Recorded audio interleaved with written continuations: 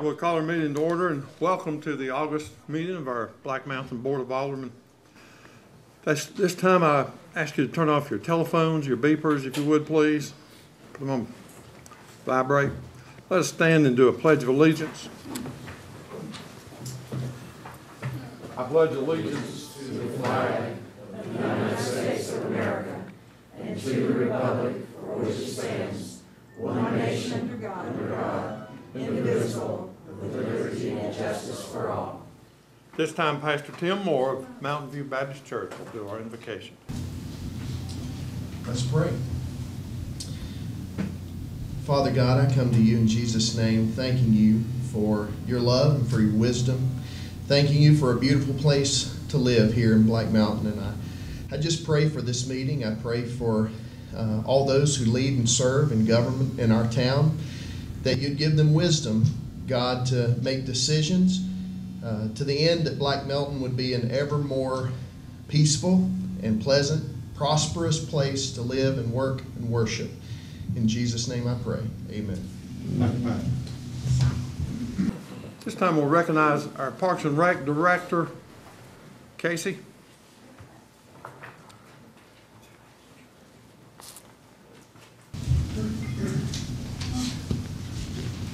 I'd like to call Renee Mastrangelo up. Renee has worked very hard this spring in getting us our Certificate of Excellence for the Lakeview Senior Center. It's presented by the North Carolina Division of Aging and Adult Services. Basically what this award will mean is that we'll be able to get 3 times the grant money that we normally get from Land of Sky for the Senior Center. So it'll give us the ability to provide better services, more services at the Senior Center.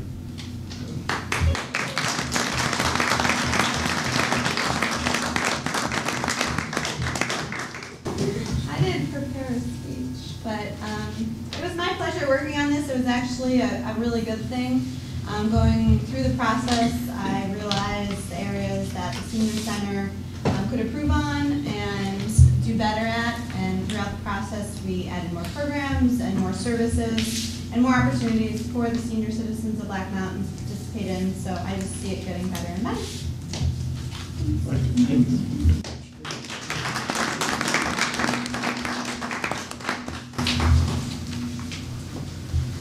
This time we'll have citizen comments. First is Ruth Brandon.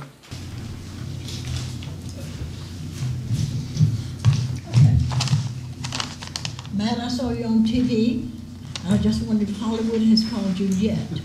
You were talking about the fire truck and reassurance. Her name and address, first. Everything was okay. Oh, my name is Ruth Brandon, 722 Laurel Avenue. Excuse me. I hate to be the bearer of bad news, Matt, but you've just received your first dose of micromanaging over this that our life's wonderfully professional town manager received almost daily, so you're just getting your first try. Do I remember 2 of you board members welcoming Matt last month with the assurance of no micromanaging, his job, civility, and to live happily ever after? Again, I remind you that civility was the buzzword during last year's campaign. It appears it just flew out the window with a very rude email I saw from Alderman Sobel dated August 1st in response to your professionally done email, Matt, to the board earlier in the day regarding a request from Fire Chief Jones about his need of equipment. In this email, Mike, you referred to the fire truck request as a new toy. Let me assure you that a fire truck is not, I repeat, not a toy. In the same rude email, you accused Chief Jones of, and I quote, Steve never took the time nor effort to have it fixed. It meaning the water tank. I trust you can prove those, have enough facts to prove this inflammatory accusation. Further, never one time in my 16 years of serving on this board did I try to go over the head of a town manager by commanding a department head to do anything. You wrote, and I will read, in large, bold caps. The command is, just fix the darn truck, Steve, followed by 10 exclamation points. I would imagine Chief Jones got the importance of this command with that many exclamation points.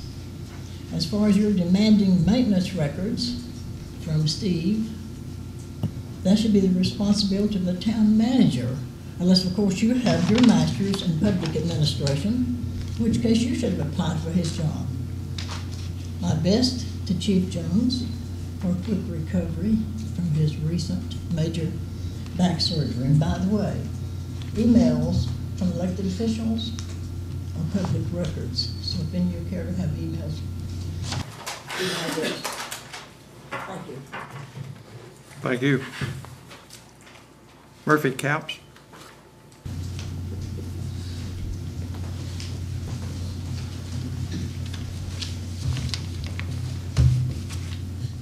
Murphy Caps, 402 Laurel Circle Drive.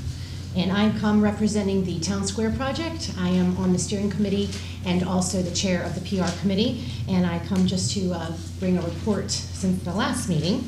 So Mayor and Board, since the last meeting, we have added gravel to the parking lot on the east side. We have had the silt fence taken down, and in its place, we have had placed North Fork boulders that were donated for the space. We have planted flowers and signs. That was actually done by the beautification committee. They purchased and then planted those. We have held a fundraiser for the Willie Headley Memorial Garden, and that was a tremendous success. We have established a bi-weekly column in the Black Mountain newspaper.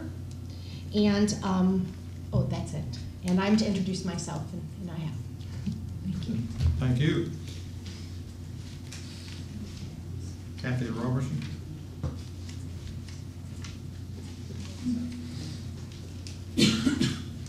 Kathy Robertson, 109 Briarbrook Road. And I've missed several meetings, so I really just wanted to ask a question about something that was on the agenda tonight on the laptops for the cars. The price breaks down to $1,695 each. And I'm just was wondering, what does that include? I mean, is that just for the laptop, or does it include installation, or is there special software that comes with that? Is $1,700 per laptop seemed like an awful excessive amount to me. I was just hoping somebody could explain that. Thank you. Thank you. Elena Lutzenheiser. Later. Okay. Is Peter here? I didn't see Peter. Okay, Jennifer, you'd like to go ahead and give that Housing Commission report.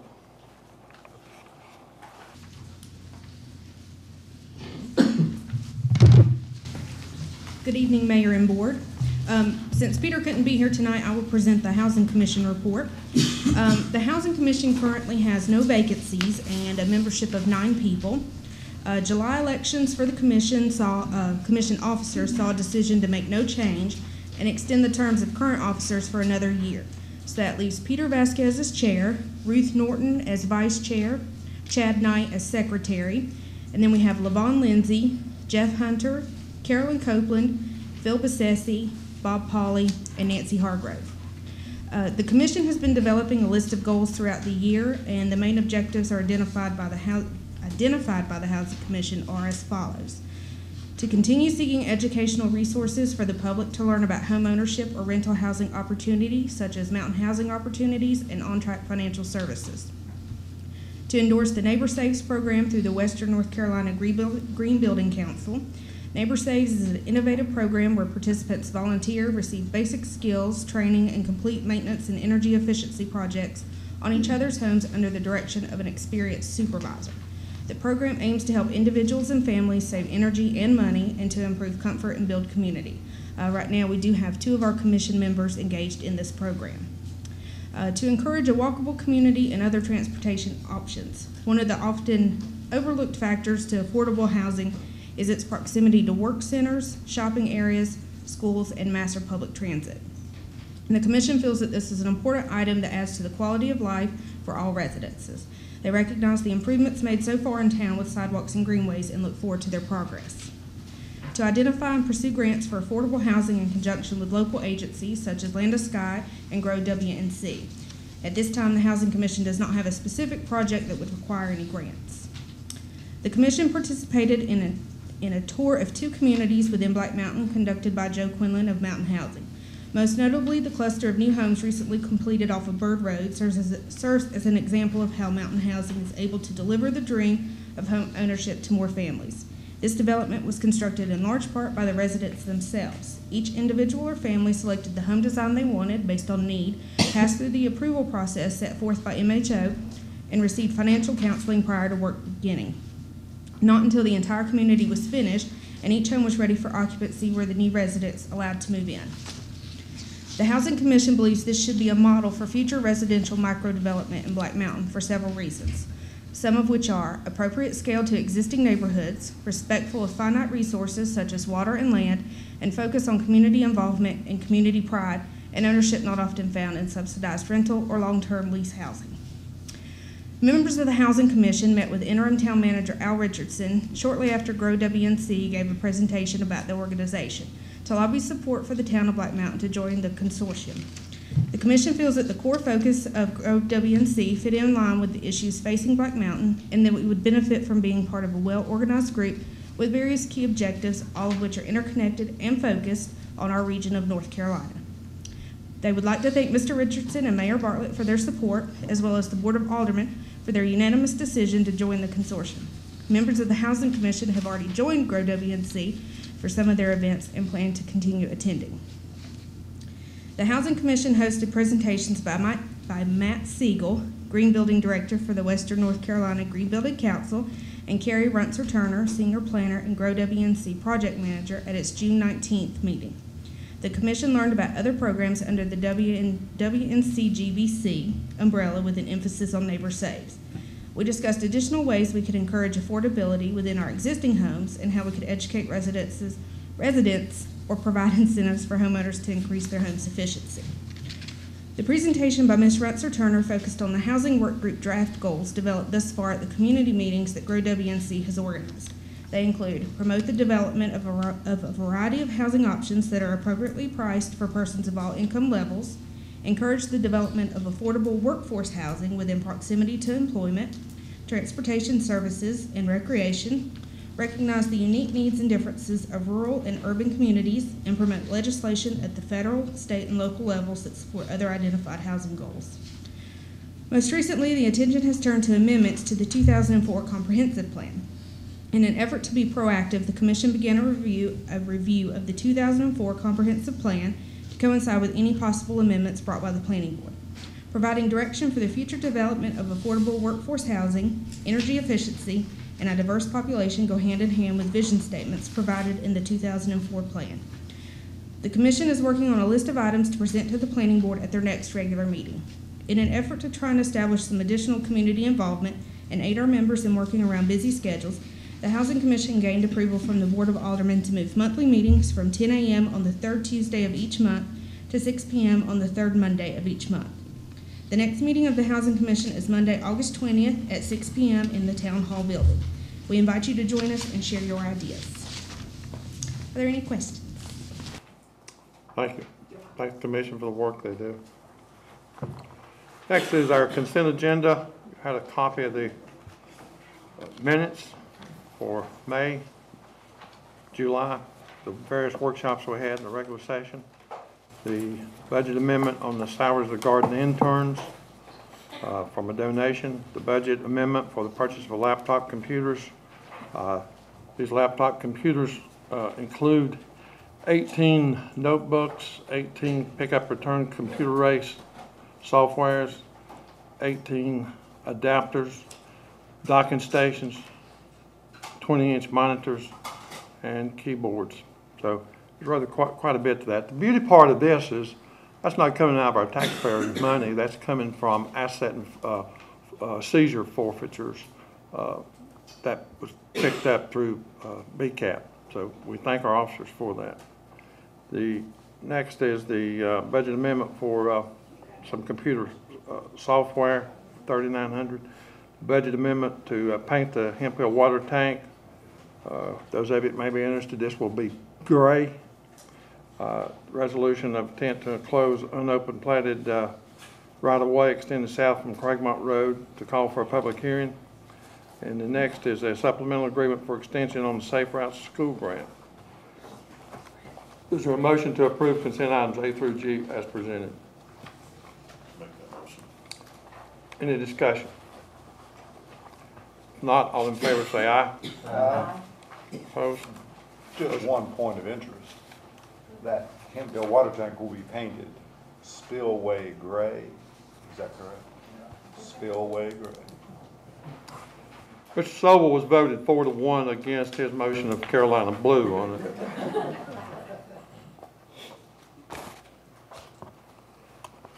Now we'll call for a public hearing on the text amendment to the back-free ordinance as recommended by the planning board.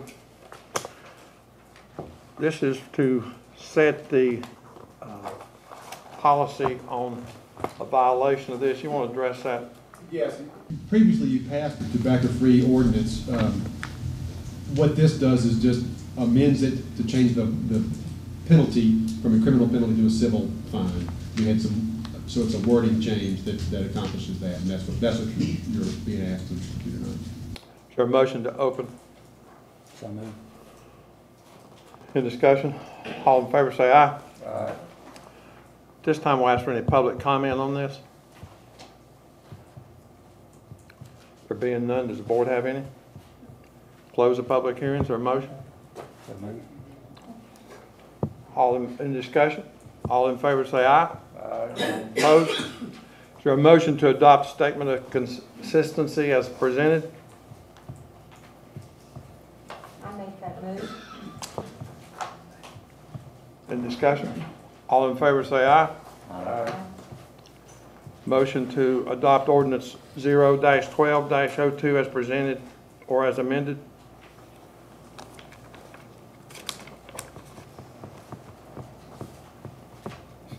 I need a motion. I'll make a motion to adopt it. There's a motion on the floor. Is there any discussion? All in favor say aye. Opposed? Motion carries 5-0. Under unfinished business, we have the acceptance of the ABC board member's resignation and direct the town clerk to advertise vacancy for 1 year on an unexpired term ending June 30th, 2013. Is there a motion for this? I'll make a motion. There's a motion on the floor to accept this and to direct the advertise for the vacancy. In discussion. All in favor say aye. Aye. Opposed? Motion carries 5-0. Have any communication, thing from the town attorney? I have nothing, Mr. Mayor, unless the board should have questions. Any questions from the board of our council? There being none, our town manager, Matt Settlemeyer, your reports. Yes, and tonight we'll, I'm pleased to have the department heads do their annual department reports for the year ending June 30th, 2012, and this is an opportunity, of course, for them to give you an idea of what we've accomplished as a town this year. It's impressive, and I'm really pleased the work that's been done, and excited about the work that we're going to do. I'll go ahead and get everybody started. I think we start with finance, isn't that right, Darlene? So I'll call Dean Luby. And on his way up, let me just say that today we were notified that our financial report ending June 30, 2011 received a certificate of achievement for excellence in financial reporting from the Government Finance Officers Association, and I think that's something we should be proud of too. Congratulations. Good evening, Mayor and Board. I'm going to present for you tonight the results as of June 30th. The auditors just left last Friday, so we're still tweaking a little bit, but we can. We're going to go fund by fund through the government's finances. The general fund this year is looking at revenues will exceed expenditures by about $280,000. A large part of that is sales tax increase. I have those 2 lines highlighted up there in yellow because we're going to get 2 more payments of sales tax of about $100,000 each, and another $130,000 of franchise taxes. So when it's all said and done, total fund balance for the general fund will increase about $280,000, and available fund balance will probably increase probably over $500,000. So it's been a good year on the general fund. All the department heads have done a great job of trimming expenses all year round. The water fund has a slightly different, let's see if I want to talk about anything else about the general fund here before we go on. Building permits actually show a bit of a slight decline from prior year, which was a little disappointing. That is not a large part of our revenue in the general fund, but I think it's a good indicator of the health of the community, and we showed a slight decline, so that was a little disheartening. Ad val and DMV taxes make up about 50% of our total general fund revenues. If you go down to the expenditures on the general fund, from year to year, it appears that our expenditures are about $700,000 less this year. It shows 6.593 as opposed to 7,313,000. That's just about $700,000. There were a couple in fiscal year 11. There were two separate one-time events. We purchased a bunch of vehicles for $250,000, which shows up as an expenditure, and we transferred $250,000 to the golf course. So if you factor out those two events, expenditures are then only down about $200,000, and that helps us with the gain in fiscal year 12. The water fund is accounted for on a GAAP basis. The water fund is probably going to show about $100,000 loss this year. A lot of that is because, and some of these numbers are not, I had to submit this to Darlene a couple weeks ago, and the auditors and I have been fine-tuning it, but depreciation in the water fund is about $100,000 more than it has been because of some of the large assets we put on the books, the water line extensions and the sewer line work at McCoy and Blue Ridge and some other places. So depreciation increased greatly, and on a GAAP basis, the water fund will lose about $100,000, I'm estimating at this time. I show you some major revenues for golf and the water fund. You can see green fees and cart fees. I purposely left off membership dues because of some strange accounting deals that had gone on in the past. The 2-year membership had all been, have kind of skewed some numbers, so I purposely have left those out. If we go on to the next slide, Darlene. Let me ask you a question on that. If you look back up there on those green fees, I'm seeing that prior year we're up over the prior year, but we certainly are a little bit behind on what the projection is. Well, yes, that's an excellent observation. That number there is actually 2 months of the town's work plus 10 months of Billy Casper's work. So I sort of had to morph these numbers together, and we did come in under budget, and I think that's an area where Billy Casper is trying to improve upon. I think the membership is really the number that they'd really like to improve upon, but the green, yeah, you're absolutely right. Yeah, thanks. Any other questions on that slide before we move on? This next slide just really shows the balance in our main North Carolina Capital Management Trust account, and our balances have held up rather well in the last year or so, and we are on a nice trend here, and we're hoping to continue that. This shows our debt recap, I believe. Yes, both the general fund and the water fund debt. Right now, our payments in fiscal year 12 are expected to be about $537,000 in debt payments. Now, this does not include a principal payment that's a principal on a water debt that's going to go final here in the next month or so, which is really going to increase that total by about $50,000. Our our weighted average interest rate on all of this debt is just over 3%. And lastly, we have, what do we have, Darlene? This is just a little recap of some of our capital projects. Really, the only active capital project we have going right now is the Safe Routes to School grant, which we just got an extension for 1 more year. When I get all the paperwork together, we'll be slowly closing out all of these other projects because they're all completed right now. Now, these are Billy Casper's financials for the 10 months starting September 1st. And if we slowly, well, if we don't need to scroll down, but if we did, you would see that they show a $62,000 loss for that period. And that was better than their budgeted amount because they budgeted a $113,000 loss. Now that amount does not include depreciation, nor does it include the transfer that the Gulf Fund used to make to the general fund.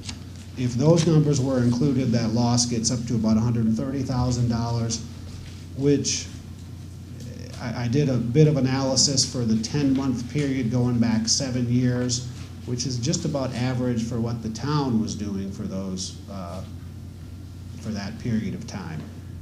So that's about all I have. If anybody has any questions, I'd be happy to take them. Thank you. Appreciate your work. All right. Thank you. And next we have Janella Gray, Human Resources Coordinator. Mayor,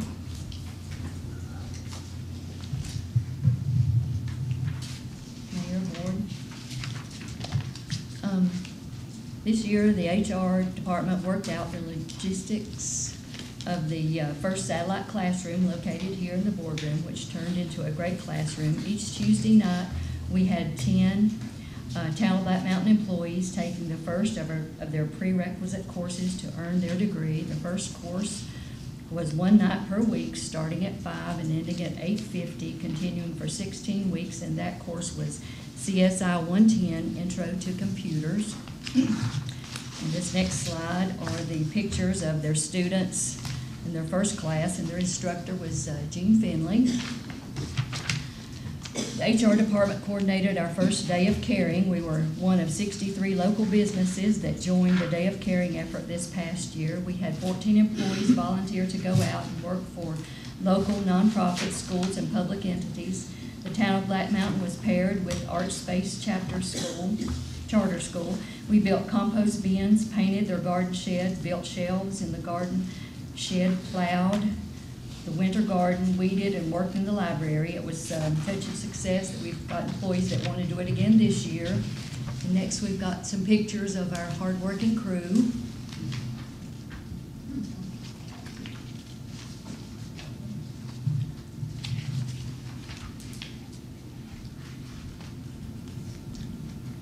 As of October 1, 2011, new legislation required that counties and municipalities register and participate in the federal E-Verify program to verify the work authorization of new hires.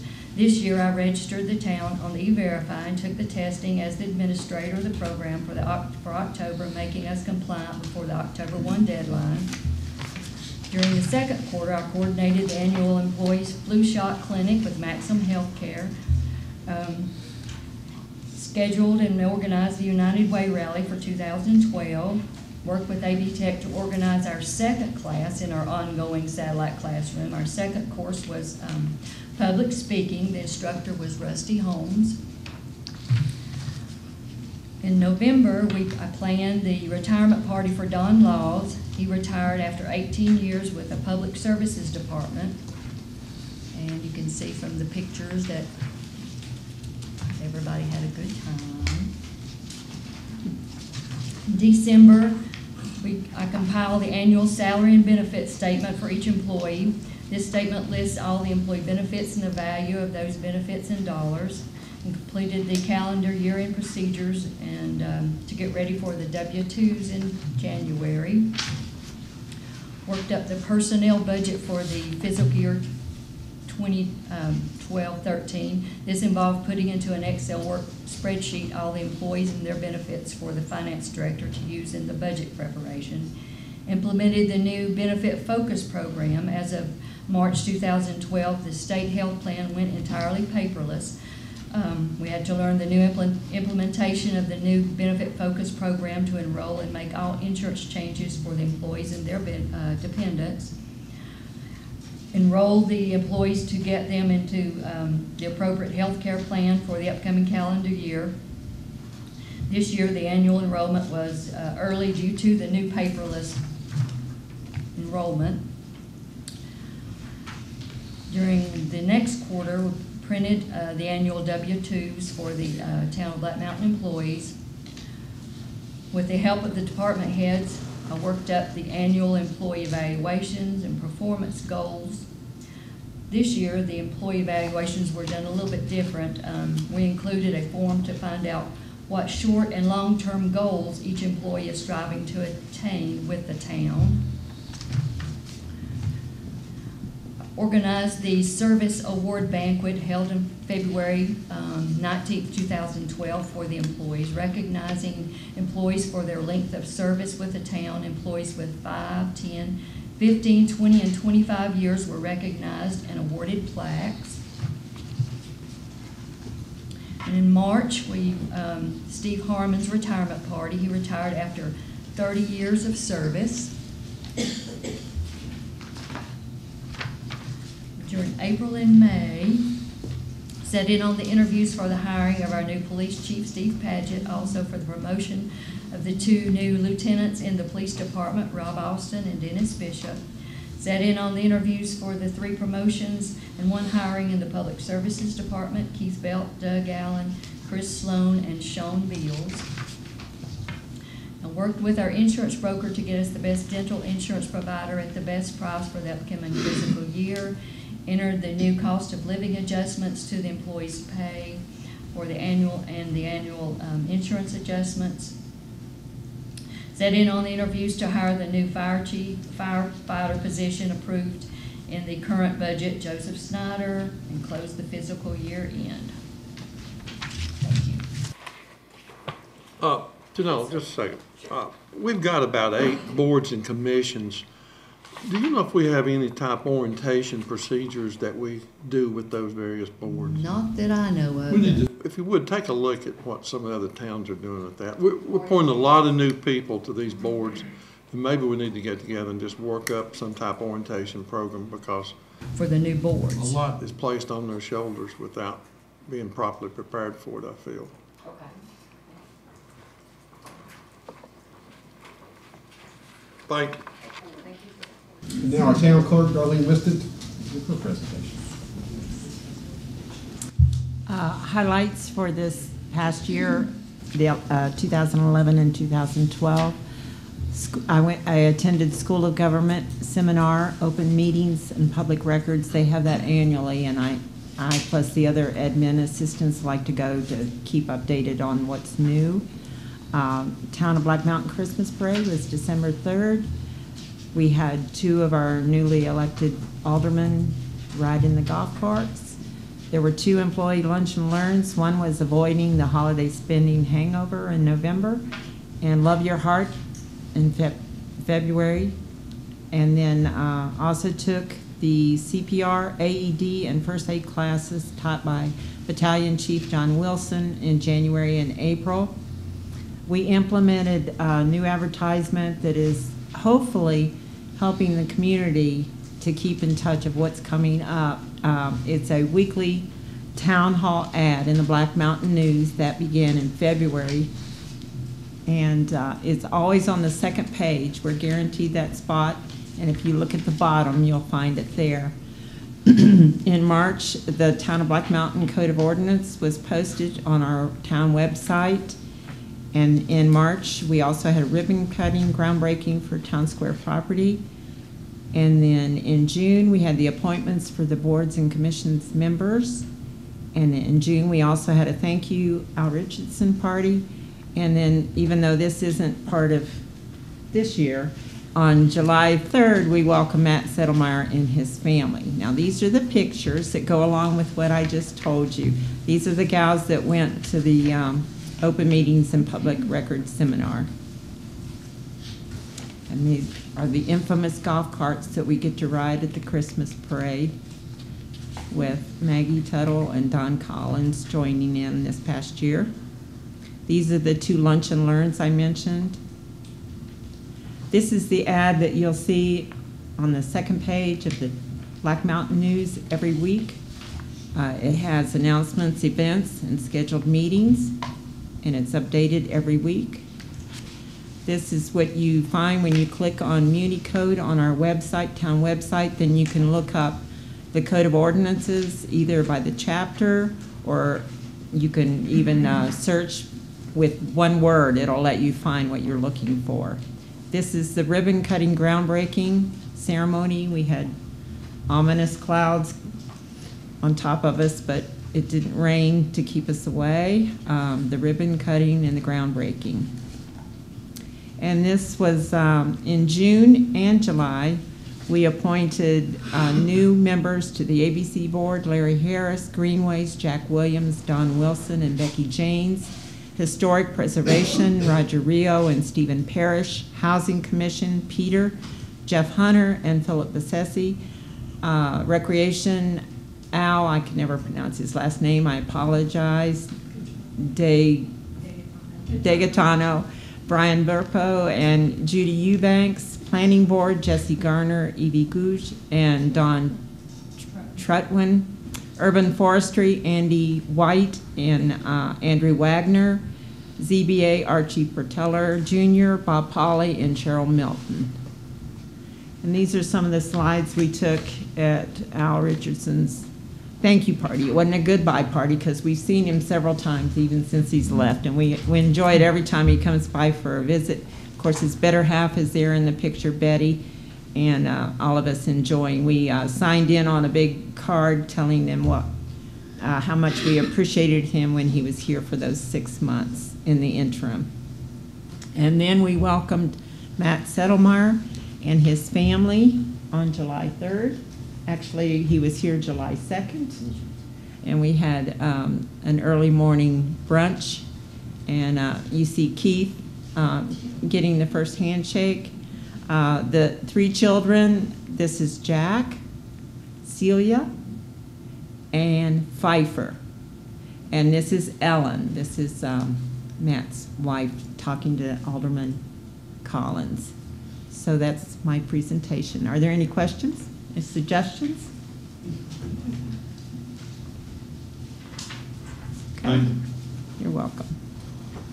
Next we'll have from the fire department, Chad Blackwelder is here to give their presentation. As you're aware, Chief Jones is out on medical leave right now, and so Chad has graciously stepped up. Good evening, Board and Mr. Mayor. The annual report for 2011-2012 for the fire department. Emergency response, we run 1,254 calls inside the city. That's 69% of our calls. 572 in the district. It's 31%. A total of 1,826 calls. That's up 8.75% from last year. We had an average of 39 calls at one time, and the hours was 59,055 hours spent on calls. Property exposed to fire, we had 282,400 exposed to fire inside the city with a loss of 19,000. 11,384,400 exposed to fire in the district with a loss of 98,500. That's within our goal of 10%, less than 10%, sorry. Inspections, business inspections, we had 1,071. Residential inspections was 20. Public education was 311. Training hours for the year was 12,725.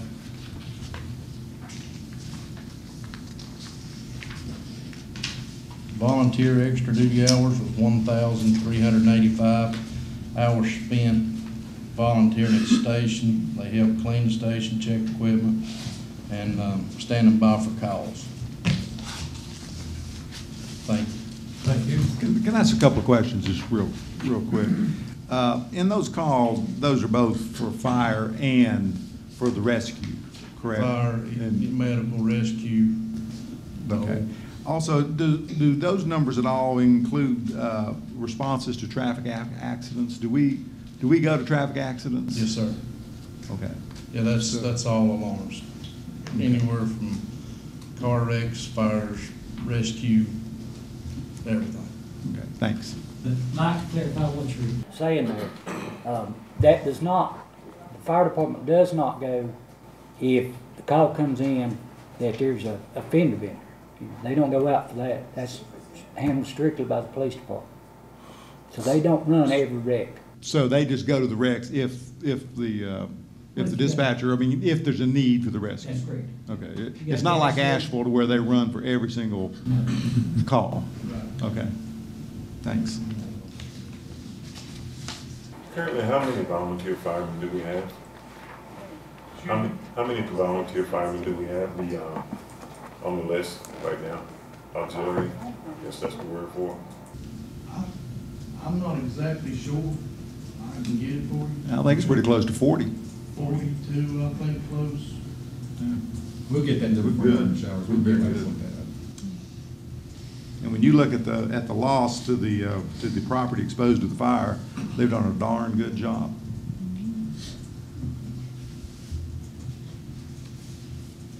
Now I'll call on, if Jennifer Tipton's here, she'll give us, I couldn't see it.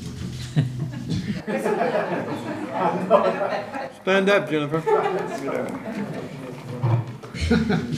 Good evening, Mayor and Aldermen. For the Building, Planning, and Zoning Annual Report for fiscal year 2011-2012. As Dean mentioned, we were down in both permits issued and fees. However, from May to July, which isn't included in this, we have seen a steady increase in both of those, well over even the past 3 fiscal years. So for permits, we were down about 19% for the year, which does account for some of our revenue loss. For our fees, we were down about 7%. Again, we do see those increasing. We do see some new residential construction coming in, which is a good sign. On our inspections, we had an increase of 0.3%. Some of that has dwindled just with Ingalls kind of coming to a close. That was the majority of our inspections for the past few months, but they are back on the rise with new construction and remodels going on. For privilege licenses, we did have a decrease of about 20%. Again, just kind of with the economy, we've seen a lot of businesses close and not a whole lot of new ones coming in throughout the year. We have seen several come in just in the past few months as things continue to get better. On the same note with privilege license fees, we did have a decrease of 68%. For our zoning complaints, we had an increase of 4%. That usually starts around April and May when grass starts to grow and people don't mow it quite as often, and getting some junk car complaints and such. For zoning violations, we actually had a decrease of about 40%. I think people are getting better about maintaining property and just taking care of their yards. For zoning inspections, a decrease of about 47%. Again, just with things slowing down, there hasn't been a whole lot going on. Some staff happenings. Dan Cordell and Jennifer Tipton participated in the Day of Caring at Art Space Charter School. Jennifer Tipton, Rosa Hilbert, and Historic Commission members attended a training at Wake Forest University. Jennifer Tipton and Rosa Hilbert participated in and completed the First Aid CPR class. The Housing Commission conducted a financial education class presented by On Track Financial. We obtained new permitting software that will allow us to track permits, inspections, violations, and prepare various reports. Jennifer Tipton obtained her notary public certification. Jennifer Tipton attended an MSD mapping class at the MSD offices in Asheville that both Jamie Matthews and Pam Hohen attended as well. Dan Cordell and Jennifer Tipton completed their continuing education classes for their inspection certificates. Jennifer Tipton participated in the Red Cross blood drive at the fire department, and the planning board has started their review of the comprehensive plan. Are there any questions? I got a comment. Sure. What was the number of building permits for last year? The total number, 404. The privilege license revenue is really down. What actions are being taken to increase the collection of those? It looks like it have to be some delinquents in there. There is. We are actually right now, I believe, at about 90% collected from billing that went out June 1st. Let's see, late fees will actually be added Thursday, and then the ones that are still delinquent at this point will be mailed back out one more time. And then generally by about September, October, when we haven't seen any coming in, I do try to call people if I have numbers. Most of the ones that are delinquent at this point are a lot of your contractors who either come in and do one job or they're just not working anymore just due to the economy. I've seen a lot of. So, but we are trying to get as much money as possible this year. Thank you. Jennifer, a question for maybe you and Ron. Has any resolve come about the junk car case yet? That's still pending. It hasn't come up to court yet.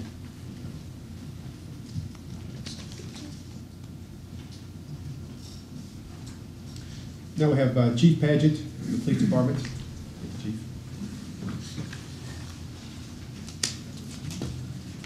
Good evening. For the Police Department annual report, this last year we had 21,913 calls for service. That's up 12% for the previous year. And we had 2,109 hours training.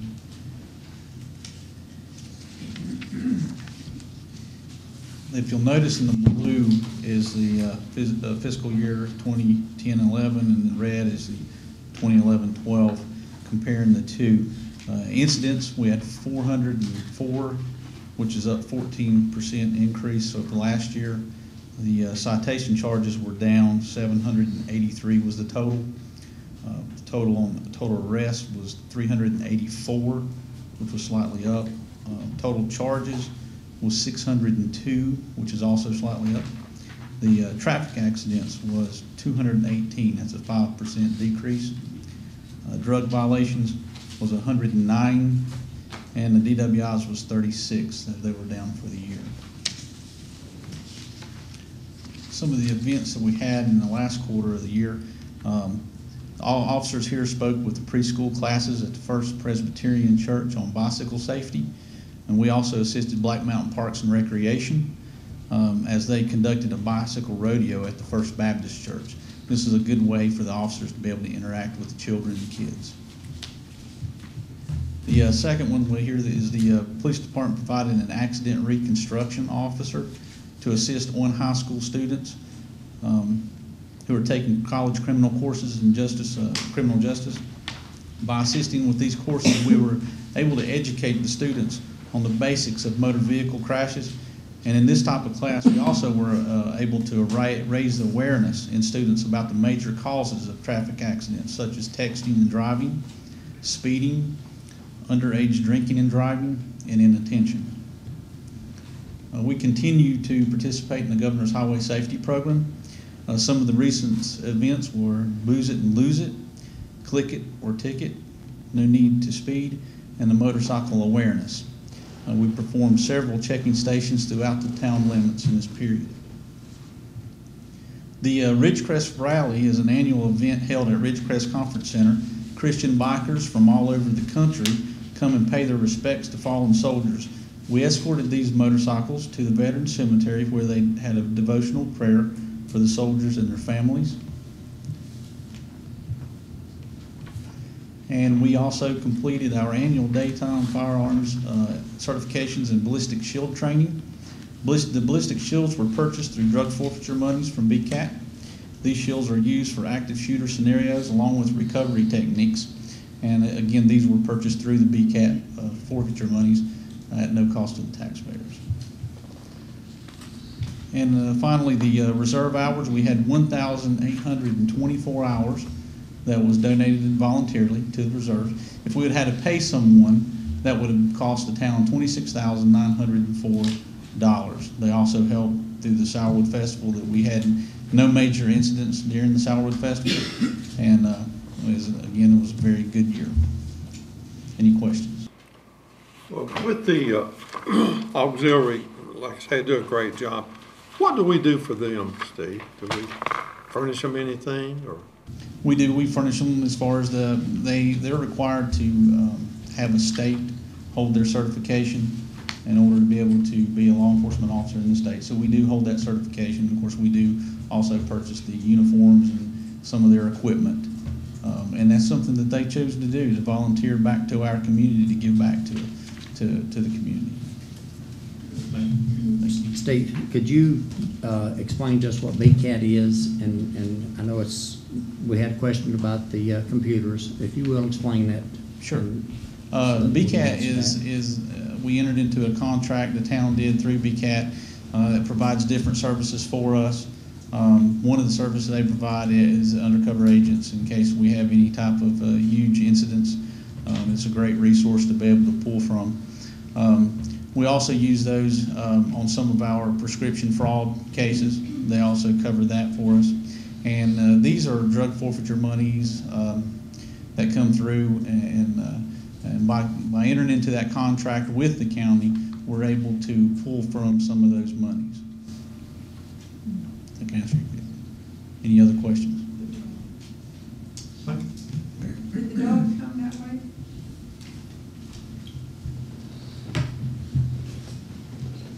Next, we have J.D. Matthews from Public Services do his presentation.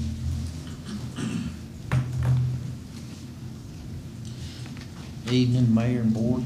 I'd just like to say Public Services had a very busy year this year. In streets, we completed 1,575 work orders. In water, we completed 1,533 with 50 leaks, 25 of those being within the last 3 months. Our water cutoff and connections was 820. Sanitation was 133. We completed 1,492 parks-related work orders. We had a combined total for the year of 4,733. On our water system, our yearly usage was 215,310,992 gallons, equivalent to 589,893 gallons a day. Our yearly water loss average is 28.17%, 167,000 gallons a day, and our water quality passed all water tests for the year. On our water system projects, GIS GPS mapping project, it's moving along real good. We got all of our valves located, all but about 3, which is going to be done.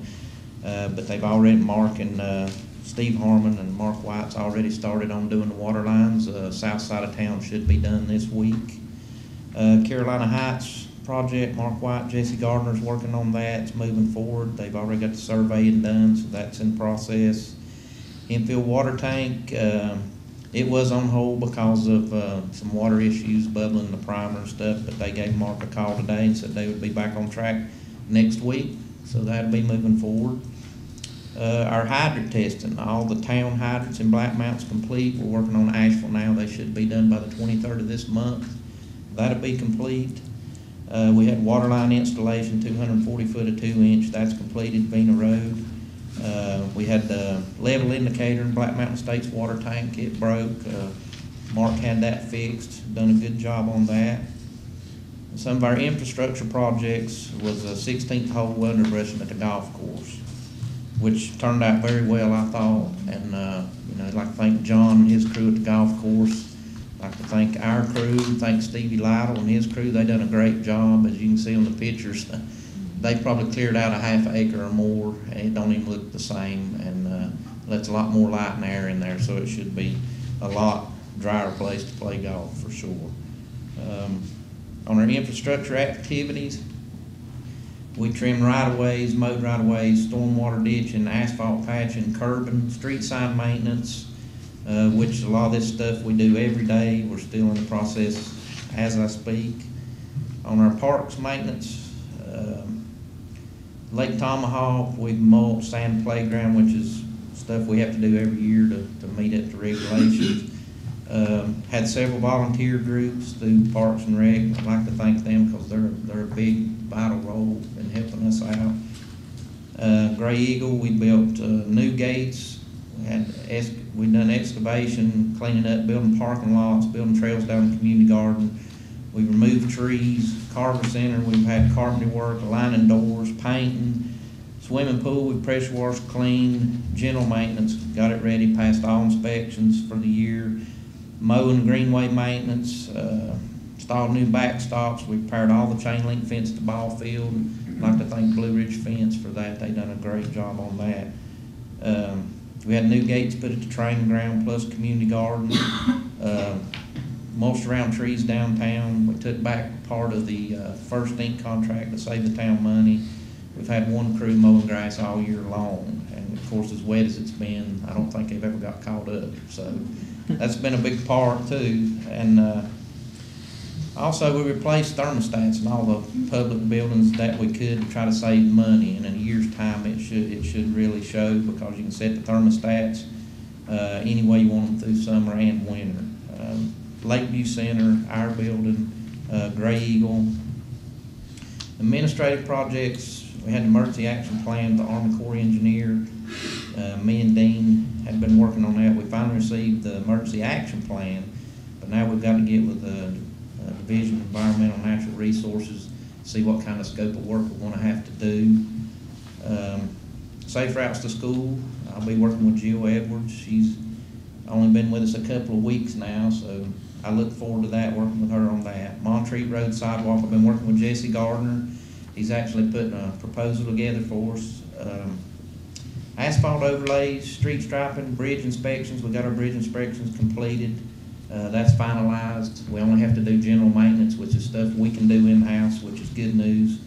The asphalt overlays and street striping, I sort of tapped into some resources, our police department, and they gave me a list of roads that need striping because they're out there every day when we can't ride them all because we're busy doing other stuff. And I'd like to thank you, Steve, and tell you guys thank you on that. That was a big help to us. And I'll be putting a proposal together for the board when I can get some prices on all this stuff and see just how much money and how we want to divide it up on each project to see which way you want to go. So other than that, while I'm here, I'd just like to thank all my guys for the job they've done. Mark, Keith, everybody in public services, they've stepped up and they've done everything from janitorial work to major excavation. And I couldn't be more proud of them guys. And all of our vendors, I could go on and on and on, but we've tapped the right resources there. They've been a big money saver.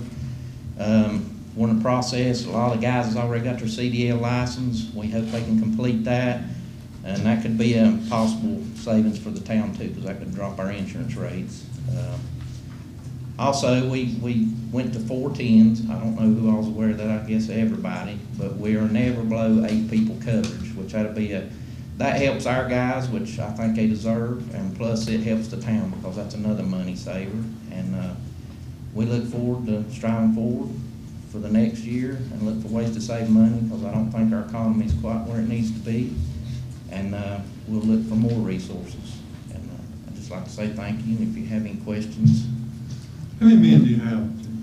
I've got 15 total. That's including Pam and myself.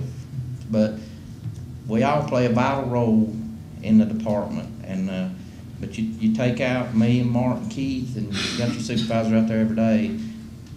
The reason I'm so impressed with these guys, as far as labor ready, I'm working 9 guys that's getting all this stuff done, and they're well deserving of the thank you I give them. They've done a great job this year.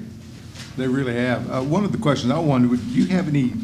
You've got these work order numbers that were completed this year. Do you have a number compared to this year versus last year about how many more that you got done? Because obviously you got a lot more done. You know, I didn't compare. It's a significant difference from last year and the years before. I do not have a number to compare to because we've changed the work order process, but it is a significant difference, and that's why I'm so proud of it. One question on this thing. The number of valves, how many valves do we have in the water department? We got 100, do we got 1,000, or we got? How many? You know, Mark? I know Mark Kaliski said there was about, was it 700? 780 or some odd. Okay, valves so, that they have. so about 800, okay. Yeah, Okay. and there's still probably 100 or 200 left. That you may not even know about. That we don't know about, and that's why we're trying to go back and find all the lines and connect the dots so we can get all this stuff. Okay. You mentioned over here about street sign maintenance, and it just reminded me, on Saturday or Friday, I was putting up the tent up there for the Sourwood, excuse me, it's Wednesday. And there were some guys there from this Ohio company that was doing some work on the signs that the county contracted out for. And they were saying they were having a little delamination problem with some of the decals. Of course, I realize that's not our issue, it's not your issue. Right. But I was quizzing the guy on there, and he said, "Oh," I said, "what about the main signs?" He says, "Oh, there's no problem with those. It's just this little overlay that's at the bottom." So I was just wondering if you had seen him, or if you had heard anything about it. I mean, it didn't look bad from where they were. They were just trimming. It was just curling on the edge, and they were trimming it and then putting some more adhesive on the back side of it. I have not heard anything about it. I know a lot of our older signs that need to be replaced, you know, it's a different material. It's more paint than it is reflectivity. Now everything we got goes to reflectivity, so it's 10 times better. Which that's another thing I failed to mention. We're in the process of getting that software on Pam's computer, which will help us budget for signs each year to replace, because there's still several signs in town that need to be replaced. Okay, good. Thanks for the good job, your department. Jamie, can I ask you a question on the Montreat sidewalk issue? What do you foresee as far as the first actual work being done on that? As far as getting easements, I've been working with Anna, and it's been a pleasure working with her too, because she's been a big help. We got one person left to talk to try to get the easement, and that'll get us to Cotton Creek. But here's the thing, we really need the preliminary to show these people exactly how much land we're going to take and what we need, because when me and Jesse walked it, the first part of this that's already complete is by far the easiest. The next step and the next, it gets harder as you go up through there as far as what we're going to have to do from an engineering standpoint, as far as crossing creeks, removing walls, removing trees, banks, sound barriers. But if I was guessing, if we can get the preliminary done, get the easements and stuff, we can start building sidewalk. Just get the bids on it, get the lowest builder, we can start. And if we got a mild winter, we can go right up through winter, you know, as long as I don't know how cold it has to be before you can't pour concrete. But I would say within the next few months. Okay, thank you.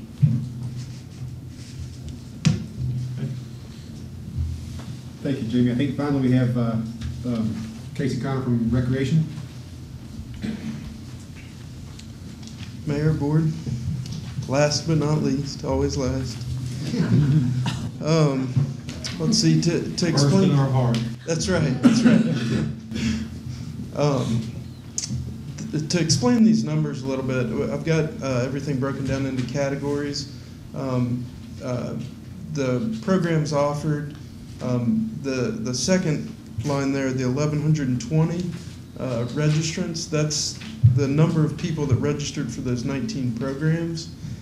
And the number at the bottom is actually how many public interactions we had with those people. For example, like the Dodgeball League, there were, say, 120 people registered. They met 8 times, so 8 times 120. So I'll go ahead and start through those. 19 programs versus 18 last year, 1,120 total registrants versus 1,063. And then 15,990 total interactions versus 16,466 in 2011. Let's see, on this one, 135 rentals at Lake Tomahawk, which includes the upstairs, downstairs, and the pavilion. We had 144 rentals in 2011, 17 Carver rentals versus 11 in 2011, 137 Gray Eagle rentals versus 38 in 2011. If you guys have any questions about any of these, feel free to ask them as I'm going through. Classes, 17 classes offered versus 15 classes in 2011, 223 individual registrants versus 242 in 2011, 13,674 total visits versus 11,621 in 2011.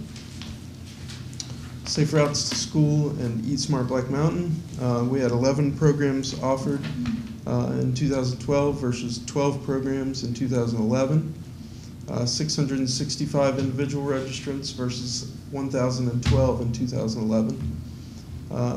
3,254 visits versus 6,274 in 2011. Big difference there was the reduction in the school garden position that we had in 2011. A lot more interactions with the students at the primary and elementary school. Senior Center activities, we had 21 activities offered, 2012 versus 18 in 2011, 378 registrants versus 358 in 2011, 14,851 total visits versus 13,927 in 2011. And our special events, we had 6 special events and 8 park rhythms, and the total number of attendees for all those events was 5,745 attendees for that. Some of the other highlights for the year, as we saw earlier, we passed the tobacco use ban on town-owned property. We also launched a new website with online registration and became a certified senior center of excellence. Some of the upcoming events that we have, flag football signups are going on now. We also have fall softball leagues that will be beginning September 4th, and Tai Chi for arthritis will be August through November. Any questions? I know this encompasses 1 year and another year, but do you know how you did financially on the swimming pool from June to now? Well, you know, we did pretty well. It's down a little bit from last year, I believe, but it's not down as dramatically as I would have thought with all the weather. Will you break even on expenses versus revenue?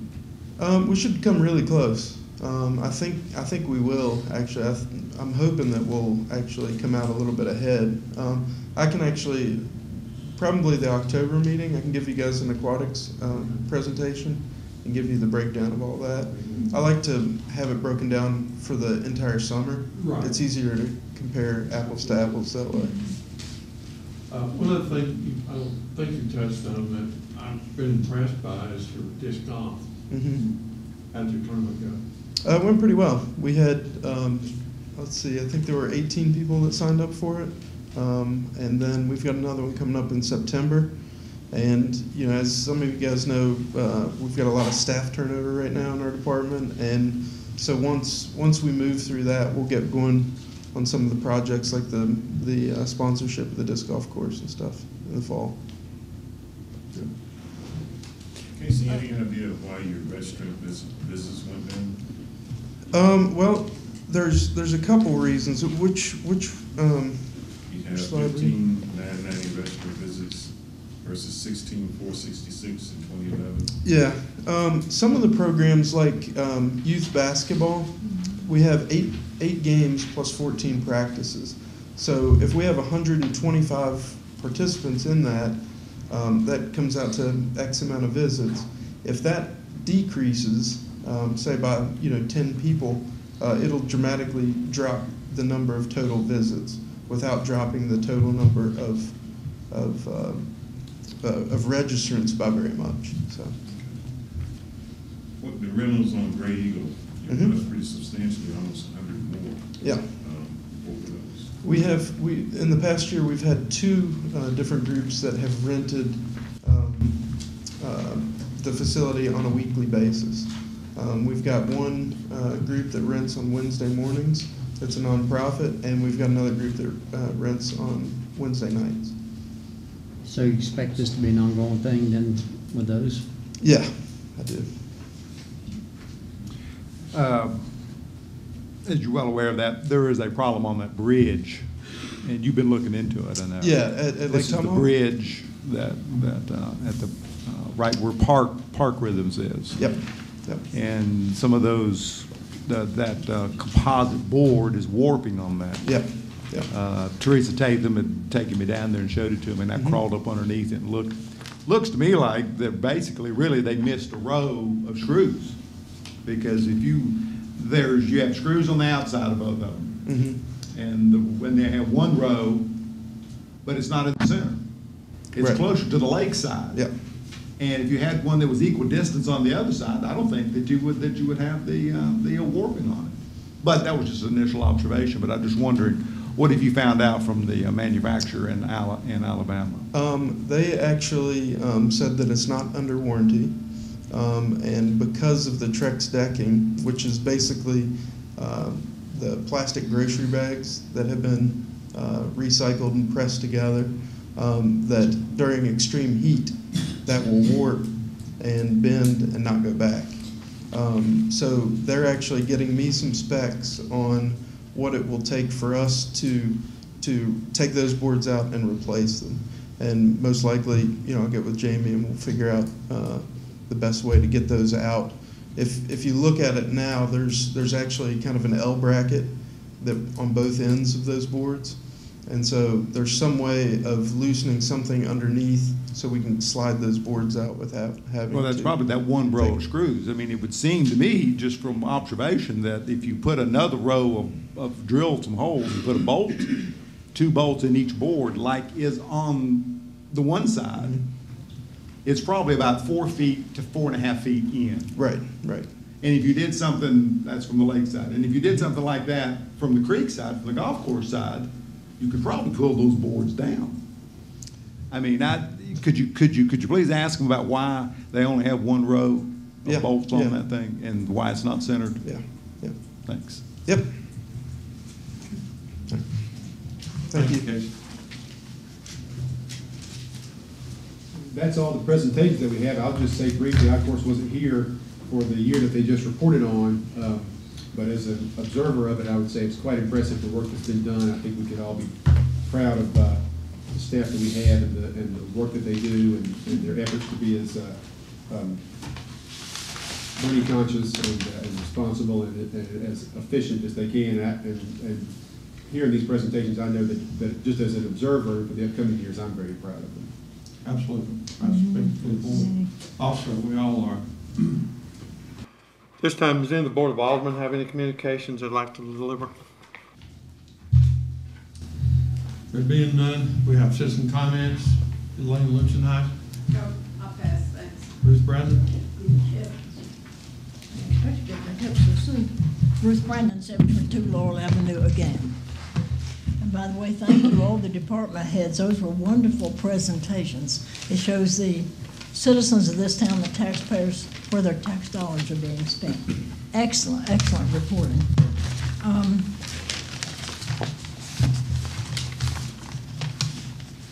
I've been reading, this is mostly to the board, I've been reading about your concerns with funding, or the lack of. I can't blame you for being concerned.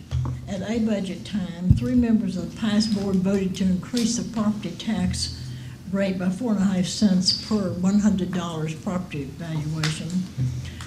Since Town Manager Marcia O'Neill had told us we must increase this tax rate, she suggested 7 cents.